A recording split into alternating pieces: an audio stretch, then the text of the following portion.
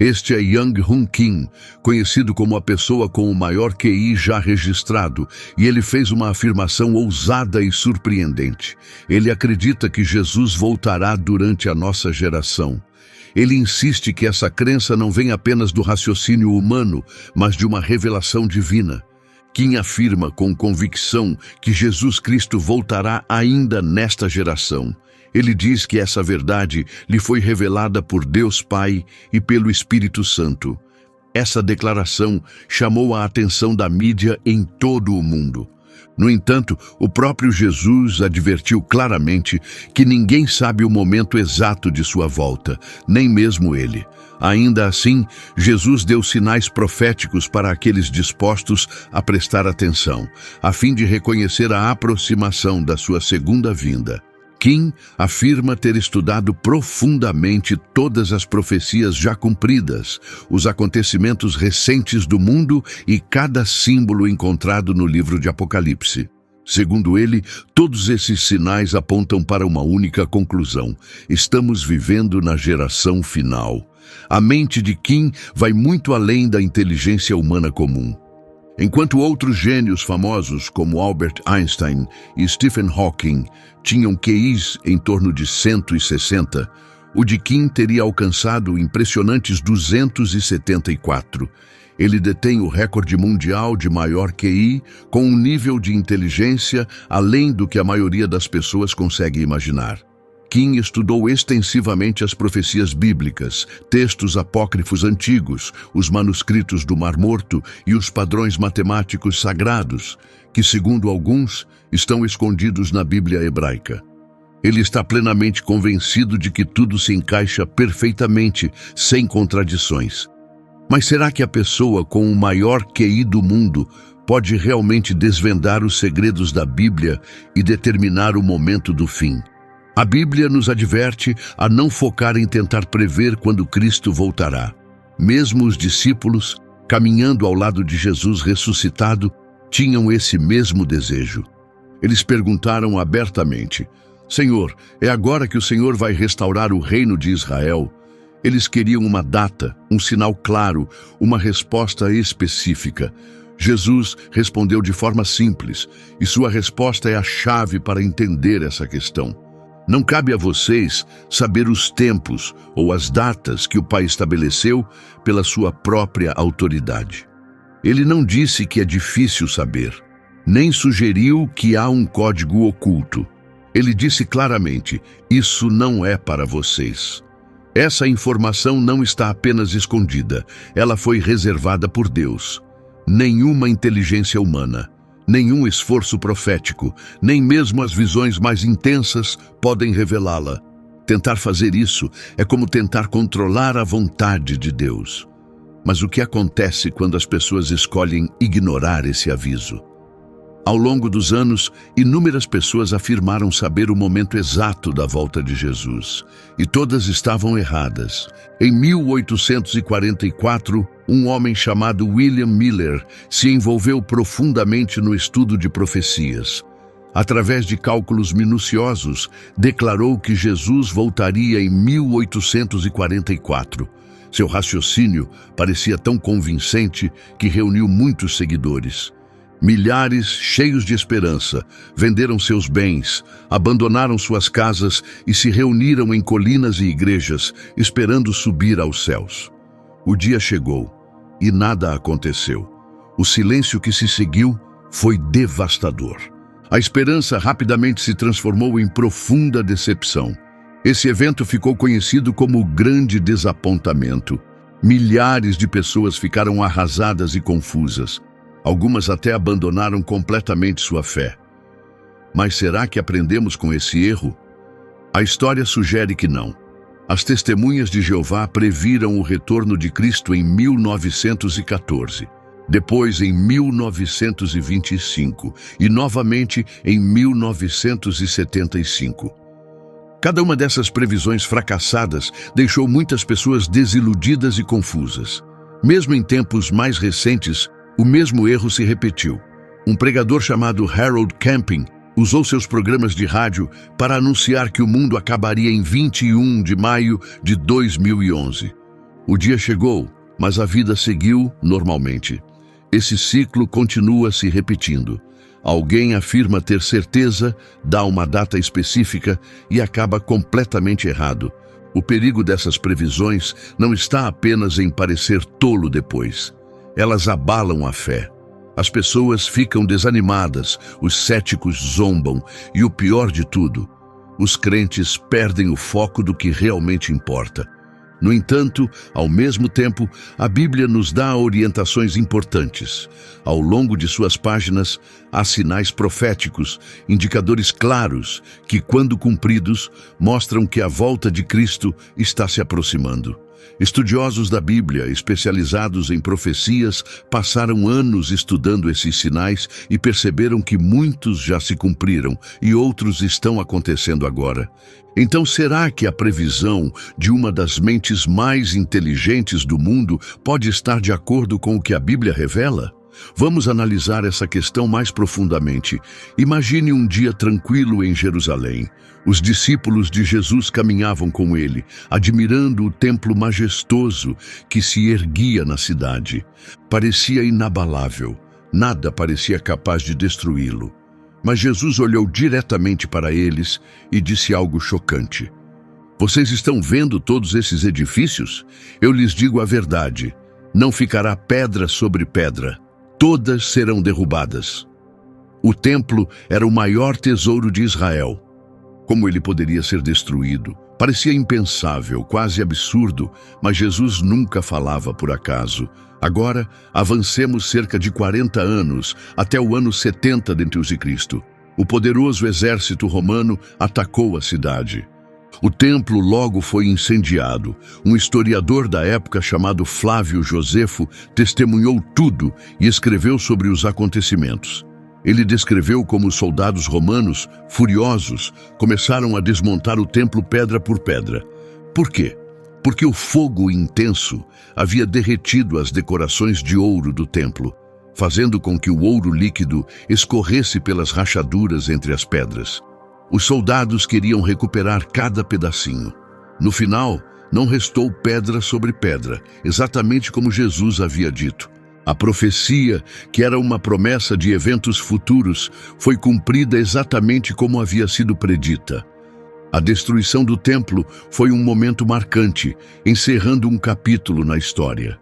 Mas por que um acontecimento de quase 2000 anos atrás ainda importa para nós hoje? Porque foi o primeiro de vários sinais apontando para o retorno futuro de Jesus. Logo após a destruição do templo, outra profecia se cumpriu. O povo judeu foi disperso pelo mundo. Esse momento histórico é conhecido como a diáspora. A Bíblia já havia anunciado que isso aconteceria muito antes de ocorrer. No livro de Deuteronômio, Deus alertou que os judeus seriam expulsos da sua terra e viveriam entre muitas nações. O Senhor os espalhará entre todos os povos, de uma extremidade da terra à outra. E foi exatamente isso que aconteceu. Durante quase 1900 anos, os judeus viveram sem uma nação para chamar de sua, sofreram perseguições e foram expulsos de inúmeros lugares. Ainda assim, algo extraordinário aconteceu. Mesmo com todas essas dificuldades, eles nunca perderam sua identidade. Mantiveram suas tradições, sua fé em Deus e continuaram unidos como povo. Isso parece uma coincidência? Grandes civilizações como os hititas ou amorreus e até impérios poderosos como a Babilônia ou Roma desapareceram para sempre. Mas os judeus permaneceram, sendo uma prova viva de que as promessas de Deus sempre se cumprem. Já vimos duas grandes profecias se realizarem. Primeiro, Jesus previu a destruição do templo em Jerusalém. Segundo, a dispersão do povo judeu pela terra, exatamente como Deus disse em Deuteronômio. O que isso nos mostra? Nos lembra que o cronograma de Deus está avançando e que as coisas estão acontecendo mais rápido do que imaginamos. Jesus nos deixou uma mensagem simples, mas poderosa. Quando virem essas coisas acontecerem, saibam que o tempo está próximo, à porta. No entanto, após essas duas profecias, a linha do tempo profética de Deus fez uma pausa. Por quase 2000 anos, nenhuma nova profecia se cumpriu. Mas tudo mudou em 14 de maio de 1948. Durante séculos, o povo judeu viveu espalhado pelo mundo. Eram como um corpo sem ossos, como uma família sem lar. Ninguém acreditava que eles poderiam se reunir novamente. Mas, há 2700 anos, o profeta Isaías compartilhou uma mensagem impressionante. Quem já ouviu algo assim? Quem já viu coisa parecida? Pode uma nação nascer num só dia? Pode um país surgir de repente? O que antes parecia impossível tornou-se realidade. Em um único dia, Israel renasceu como nação. O mundo assistiu enquanto a antiga promessa de Deus se cumpria diante de seus olhos. A partir daquele momento, o relógio profético de Deus voltou a funcionar. Como isso poderia ter acontecido? Há muito tempo, um profeta chamado Ezequiel teve uma visão dada por Deus. Ele viu um vale cheio de ossos secos e sem vida. Esses ossos representavam o povo de Israel. Deus ordenou que Ezequiel falasse com eles. De repente, um grande barulho ecoou pelo vale. Os ossos começaram a se juntar e logo tendões, músculos e pele os cobriram. Eles se levantaram como um exército poderoso. Essa visão foi a garantia de Deus de que Israel seria restaurado. Em 1948, essa profecia ganhou vida. O próprio Jesus nos deu uma dica clara. Ele nos disse para observarmos a figueira. Quando seus ramos ficam macios e começam a brotar folhas, vocês sabem que o verão está próximo. Na Bíblia, a figueira representa a nação de Israel.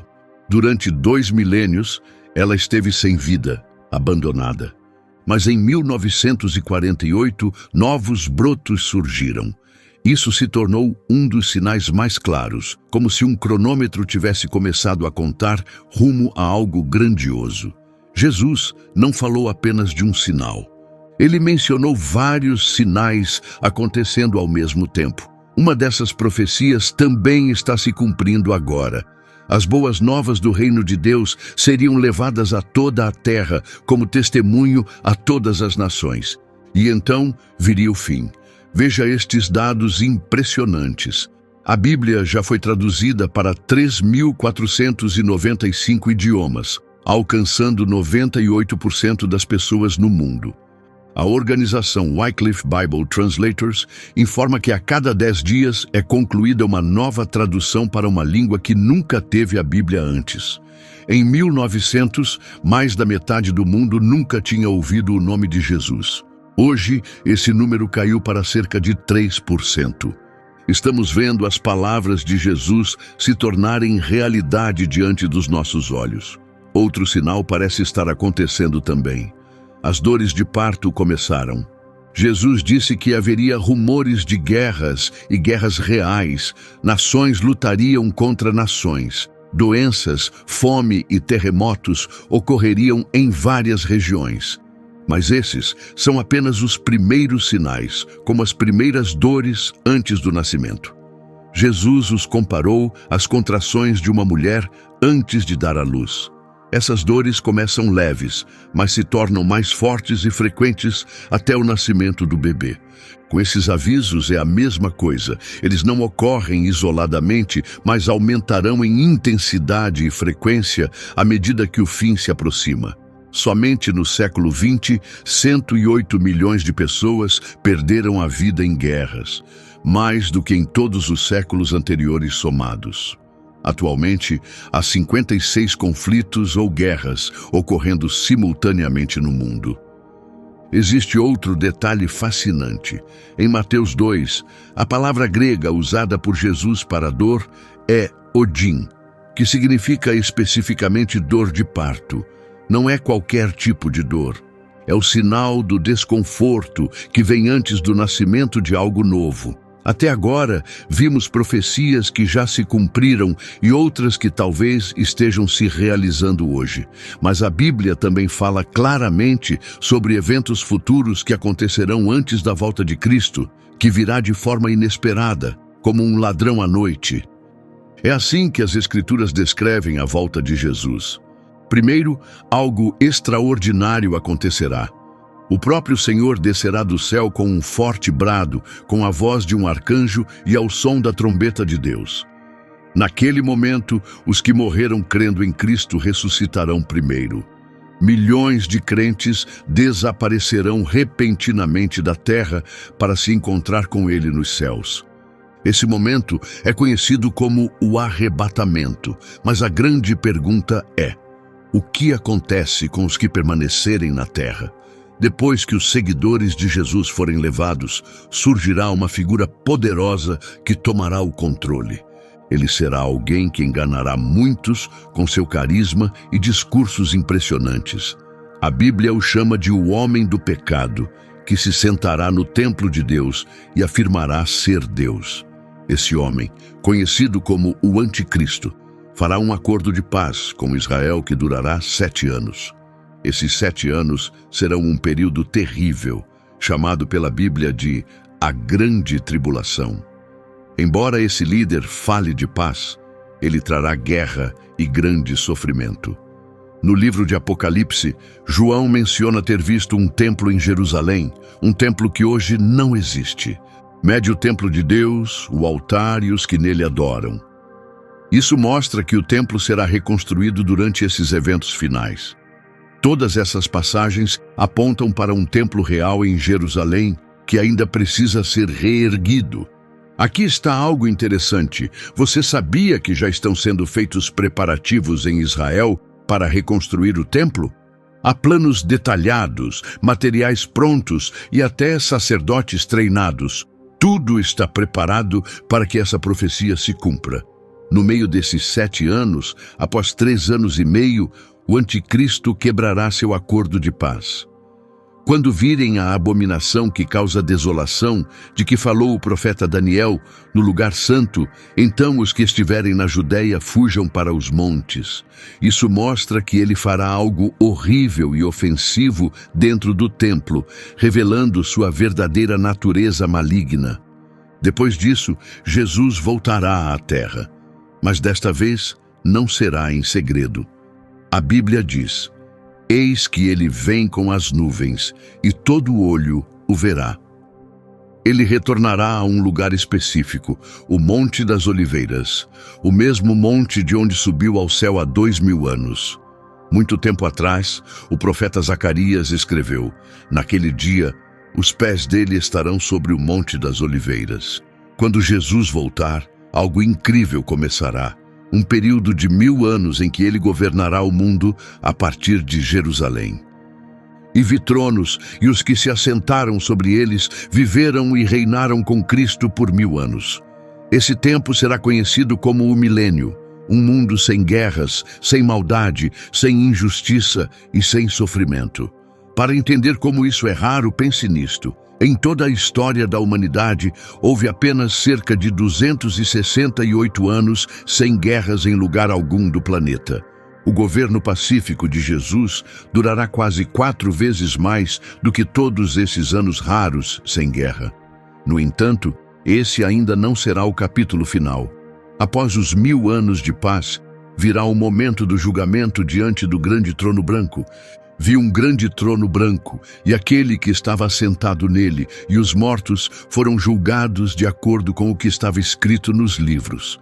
Nesse dia, todos os que escolheram não crer em Deus enfrentarão julgamento. Cada ação, cada palavra dita e cada pensamento escondido será revelado diante de todos. Depois desse julgamento, a maior promessa de Deus será finalmente cumprida. Vi um novo céu e uma nova terra. Não será uma simples restauração do mundo como conhecemos. Será uma criação totalmente nova, feita pelo próprio Deus. Um lugar sem morte e sem tristeza.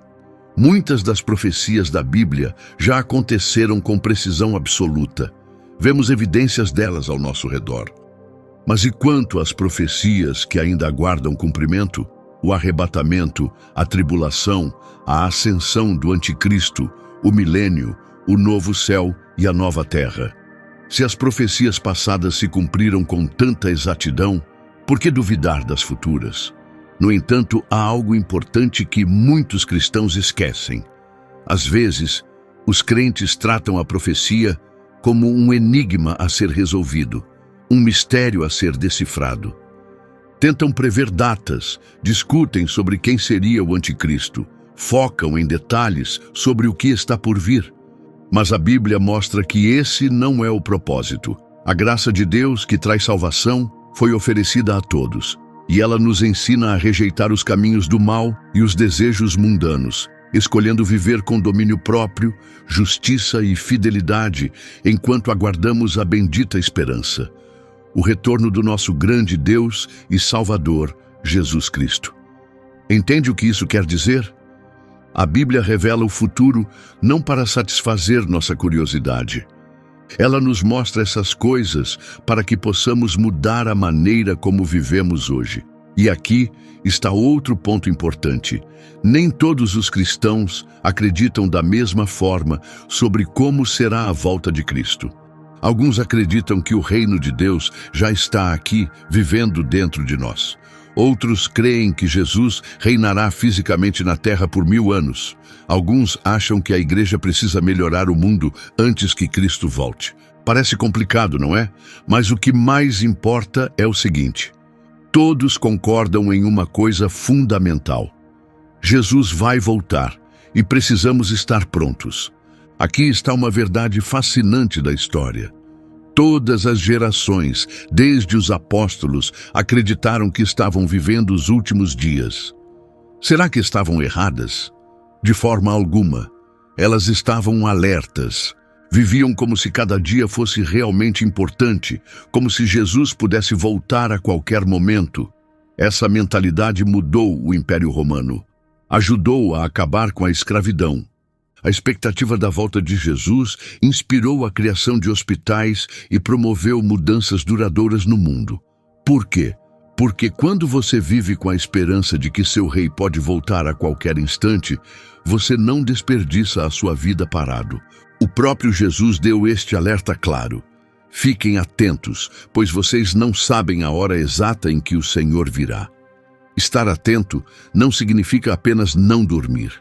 É estar preparado, consciente e viver de forma que honre a Deus. Aqui está a verdade central que muitos ignoram. A profecia não foi feita para ser um enigma a ser decifrado. Ela é um chamado para despertar. Os primeiros cristãos usavam frequentemente uma única palavra entre si: Maranata. Essa palavra antiga significa "o Senhor está vindo". Não era um grito de medo, era uma declaração de esperança que os encorajava a permanecer firmes na fé, mesmo nos tempos difíceis. Arqueólogos encontraram inscrições deixadas por crentes de quase 2000 anos atrás, com mensagens simples como "Jesus voltará em breve". 2000 anos depois, essa mensagem não mudou, e ela continua verdadeira até hoje. No entanto, agora mais do que nunca, as pessoas tentam prever exatamente quando o mundo vai acabar. Por que isso está acontecendo? O que essas pessoas realmente estão buscando ao tentar marcar uma data? Elas se chamam de mensageiros do alerta. E muitos as seguem motivados pelo medo ou pela curiosidade. Mas isso não é novidade. É um erro muito antigo. Jesus nos alertou sobre isso há muito tempo. Ele olhou para seus seguidores e disse claramente que muitos falsos profetas apareceriam e enganariam muita gente. Um falso profeta é alguém que afirma falar em nome de Deus, mas na verdade fala mentiras. Jesus repetiu esse aviso com ainda mais urgência. Falsos cristos e falsos profetas surgirão e farão grandes sinais e maravilhas para, se possível, enganar até os escolhidos. O sinal que eles oferecem não é um milagre do céu. É apenas uma data marcada no calendário. Mas aqui está a pergunta importante: o que essas pessoas realmente oferecem aos outros? A resposta é: Orgulho. Orgulho é o desejo de se sentir especial, de acreditar que possui um conhecimento que os outros não têm. É a fome por uma revelação secreta que supostamente veio diretamente de Deus só para você. Isso cria uma falsa sensação de superioridade sobre os demais. Mas a verdadeira profecia nunca foi feita para alimentar o ego de alguém. No Antigo Testamento, havia uma regra clara e rigorosa para saber se um profeta era realmente enviado por Deus. Em Deuteronômio, está escrito com simplicidade: se o profeta falar em nome do Senhor, mas o que ele disse não acontecer, então o Senhor não falou por meio dele. O profeta agiu por orgulho. Isso significa que, se o que foi previsto não acontecer, está claro que Deus não falou por aquela pessoa. Foi apenas arrogância pessoal.